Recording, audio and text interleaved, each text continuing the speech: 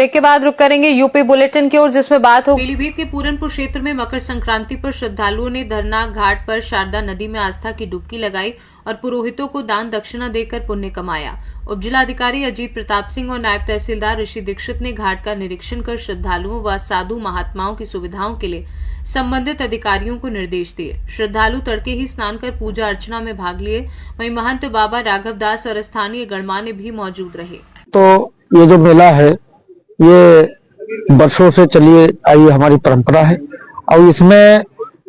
इसी माह में जो जनपद से बाहर भी और भी जिले के जो हमारे संत और हमारे जो महाराज साधु महात्मा है उनका यह कल्प प्रवास रहता है और इस कल्प प्रवास लगभग 1 महीने का यहाँ पे आप लोग साधना में लीन रहते हैं, भजन कीर्तन करते हैं और उसी के साथ साथ आसपास के जितने ग्रामीण हैं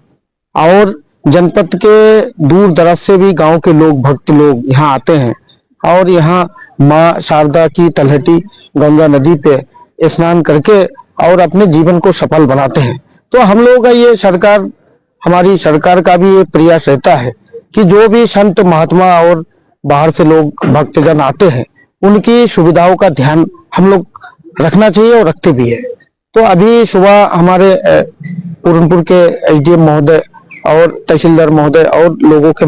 साथ में लेके हम लोगों ने निरीक्षण किया और उसमें जो भी व्यवस्था है जो स्वच्छता के संदर्भ में और यहाँ पे क्योंकि जंगल एरिया है तो रात में लाइट की व्यवस्था भी होनी चाहिए, ऐसी जो भी आवश्यकता है उस बिंदु पे हम लोगों ने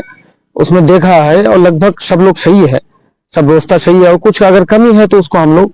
आज शाम तक पूरा करेंगे। लाल बाबा रामनगरिया है जो 3 जनवरी से माघी पूर्णिमा से और माघी पूर्णिमा 1 फरवरी तक रहेगी, जिसमें जो है पहली स्नान 3 जनवरी को हुई, दूसरी स्नान जो है वो 14 और 15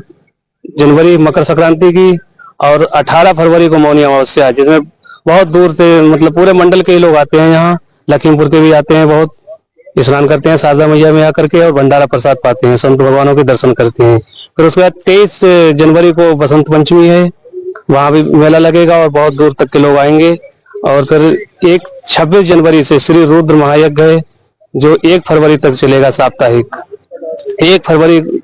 में पूर्णिमा है और यज्ञ की पूर्णाहुति भी है और आप सभी समस्त क्षेत्रवासी 1 फरवरी को भंडारे में सादर आमंत्रित हैं। यज्ञ में आए, यज्ञ भगवान के दर्शन करें, यज्ञ भगवान का परिक्रमा करें और भंडारा प्रसाद पाएं। प्रशासन द्वारा व्यवस्था की गई है, महिलाओं के लिए वस्त्र बदलने के रूम है, रैन बसेरा है